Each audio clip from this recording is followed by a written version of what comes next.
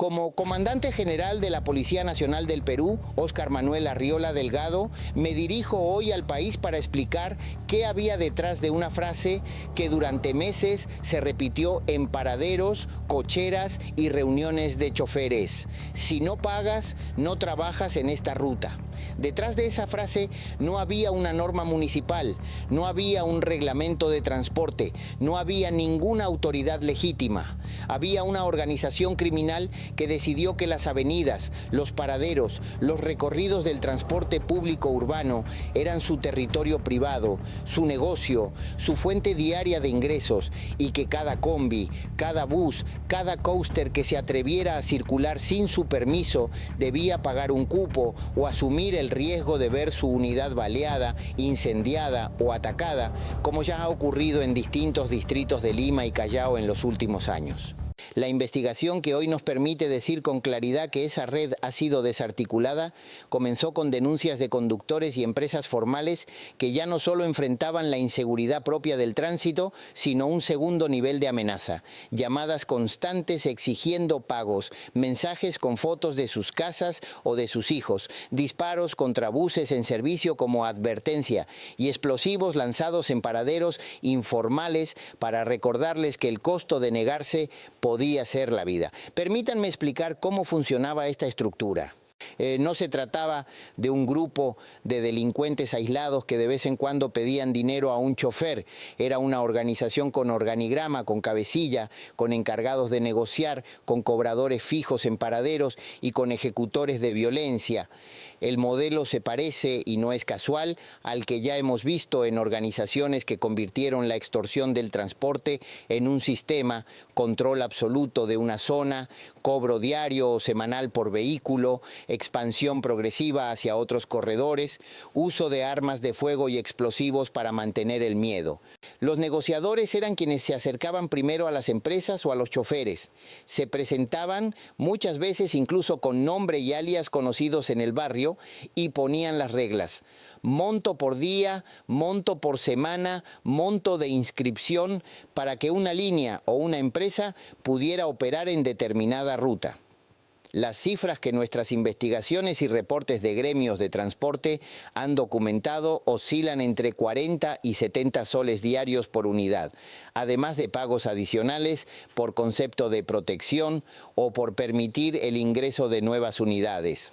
Con más de 100 o 150 vehículos bajo control en una sola zona, los ingresos podían superar los millones de soles en un periodo relativamente corto, parte de los cuales se blanqueaban a través de transferencias, compras y hasta criptomonedas enviadas al extranjero. Quien aceptaba pagar veía cómo el acoso se transformaba en protección.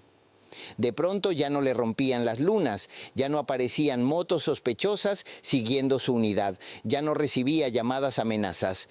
Quien se negaba, en cambio, entraba en un circuito de represalias, amenazas directas, visitas a su casa, daños a la unidad, agresiones físicas y, en los casos más extremos, ataques armados contra buses con pasajeros a bordo o incluso asesinatos selectivos de conductores. Cada atentado no solo dañaba a la víctima directa, enviaba un mensaje a todos los demás: esto es lo que pasa si no pagas. Los cobradores fijos, los que muchos choferes veían todos los días en el mismo paradero, en la misma esquina, con su cuaderno en la mano, tenían una función crítica. Llevaban el registro de quién pagaba, cuánto, cuándo y por qué concepto. Los cuadernos incautados durante el megaoperativo de hoy muestran línea por línea nombres de empresas, placas de vehículos, montos diarios o semanales, saldos, atrasos y en algunos casos anotaciones donde se lee: se niega, ya se le habló, pendiente de visita. Esos cuadernos son la contabilidad del terror, la prueba física de que esto no era un rumor, sino un sistema económico ilegal sostenido por la intimidación. Los ejecutores de violencia eran el brazo armado. Sujetos en motos lineales, muchas veces jóvenes, algunos incluso menores de edad, encargados de lanzar explosivos contra paraderos o cocheras, disparar contra buses en movimiento, incendiar unidades estacionadas o ejecutar ataques selectivos contra conductores y cobradores que se resistían a pagar. Cada atentado no solo dañaba buses, perforaba la sensación de seguridad de todos los que usan esas rutas, de todas las familias que dependen de ese ingreso. ¿Cómo llegamos hasta ellos? La respuesta está en 3 frentes de trabajo. El primero fue el operativo diario, el trabajo de inteligencia en las zonas más golpeadas. San Martín de Porres, Independencia, Santa Anita, San Juan del Lurigancho, Ate, El Callao y corredores entre Lima y Callao han sido en los últimos años escenarios recurrentes de extorsión a transportistas. En estas zonas la PNP desplegó equipos de la Dirección de Inteligencia y de unidades de investigación criminal que se infiltraron en el entorno de los paraderos, observaron quién cobraba, quién se acercaba a los choferes, quién recibía el dinero, qué vehículos usaban para moverse, a qué casas o guaridas regresaban. El segundo frente fue el análisis de la información aportada por las propias víctimas. Cada denuncia de cobro de cupos, cada video de atentado, cada captura de pantalla de mensajes amenazantes, cada audio de llamada extorsiva fue sistematizado. El cruce de esos datos permitió identificar patrones, los mismos alias, los mismos números de teléfono, los mismos términos en las amenazas, las mismas cuentas donde se pedía depositar cuando el pago no se hacía en efectivo. El tercer frente fue la política pública.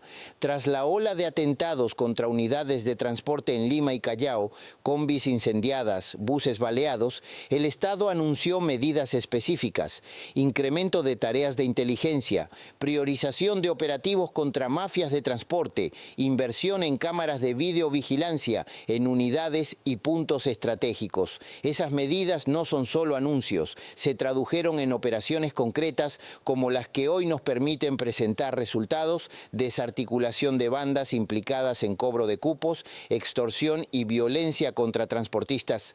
El megaoperativo ejecutado hoy en coordinación con el Ministerio Público se desarrolló en paraderos estratégicos, viviendas utilizadas como centros de coordinación, cocheras informales y domicilios de los presuntos cabecillas. Participaron centenares de efectivos, vehículos, unidades de intervención rápida y fiscales especializados, replicando el modelo de operaciones previas que han permitido detener simultáneamente a estructuras completas, no solo a cobradores de bajo nivel. ¿Qué se incautó? Armas de fuego de corto y mediano alcance, municiones, chalecos falsamente identificados con logos municipales o de seguridad privada, usados para dar apariencia de autoridad, celulares con conversaciones de coordinación de cobros y amenazas, cuadernos de registro de pagos, dinero en efectivo producto de los cupos recolectados y vehículos, motos y autos utilizados para seguimiento e intimidación. Entre los detenidos hay presuntos cabecillas que dirigían las operaciones desde zonas de alto control territorial como cerros y asentamientos humanos donde se creían intocables. Algunos ya estaban vinculados a homicidios selectivos de transportistas, otros figuraban como los responsables de ordenar ataques contra empresas que se negaban a someterse. Para varios de ellos, la extorsión al transporte no era una actividad complementaria, era su negocio principal, su fuente de ingresos, el centro de un régimen de terror local donde la gente sabía que mandaban ellos, no el Estado. Quiero hablar ahora directamente a 3 actores de este drama: a los transportistas, choferes y propietarios que durante meses o años pagaron por miedo, a quienes les rompieron la luna, les balearon la unidad o les dejaron una carta con amenazas. Les digo, este golpe no es el final del problema, pero sí una señal clara de que no están solos. La denuncia que muchos hicieron, incluso de forma anónima, alimentó esta investigación.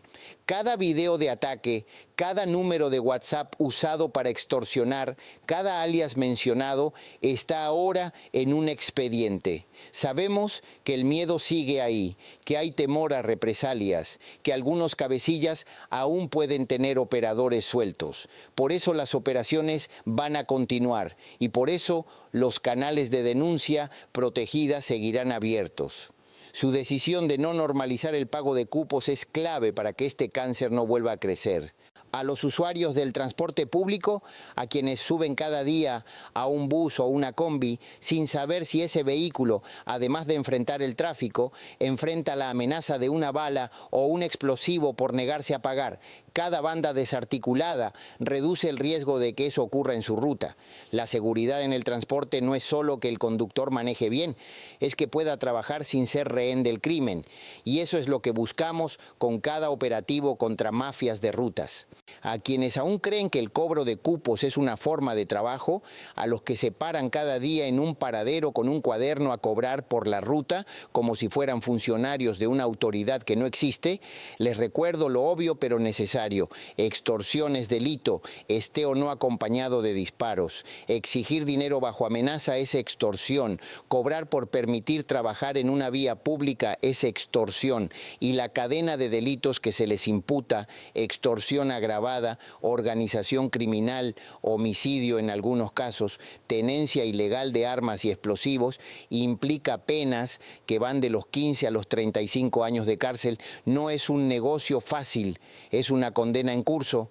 El gobierno ha destinado recursos específicos para reforzar la lucha contra la extorsión en el transporte público, incluyendo cámaras en unidades y corredores, sistemas de monitoreo y más inteligencia operativa. La PNP ya ha intensificado sus tareas en este frente, como lo muestran los operativos de los últimos meses. Pero ninguna cámara reemplaza la voluntad de denunciar, ningún patrullero en la esquina reemplaza el valor de un chofer que decide decir basta y lleva su caso a la comisaría o a la fiscalía. Porque en este país las rutas de transporte no tienen dueño privado. Son de la ciudad, del Estado, de la gente que las usa y de quienes trabajan limpiamente en ellas. Ninguna banda puede pintarlas con su nombre ni marcarlas a balazos.